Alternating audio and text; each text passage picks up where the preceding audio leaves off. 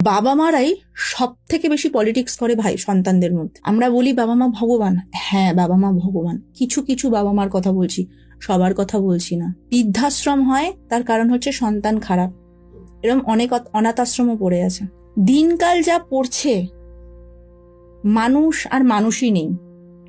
কারোর ভালো সহ্য করতে পারবে না, ছেলে বউয়ের সাথে ভালো আছে সহ্য করতে পারবে না, বউ ছেলের সাথে ভালো আছে সহ্য করতে পারবে না, কিন্তু সেই শাশুড়ি মেয়ে জামাইয়ের সাথে ভালো আছে ভীষণ খুশি, কিন্তু ছেলে বউ ভালো থাকলে সহ্য করতে পারবে না।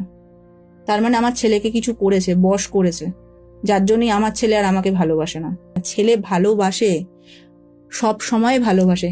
পরের বাড়ির মেয়েটাকে ইম্পর্টেন্স দেওয়া হচ্ছে তার মানে এই না যে সেই মেয়ে কিছু করেছে। সারা জীবন বাবা মা বেঁচে থাকে না, শেষ দিনের সাথী হয় বউ। আমি মনে করি হাজব্যান্ড ওয়াইফ হচ্ছে একটা সাইকেলের দুটো চাকা, সামনেরটা যদি ভেঙে যায় পেছনটা চলবে না, পেছনেরটা ভেঙে গেলে সামনেরটা চলবে না।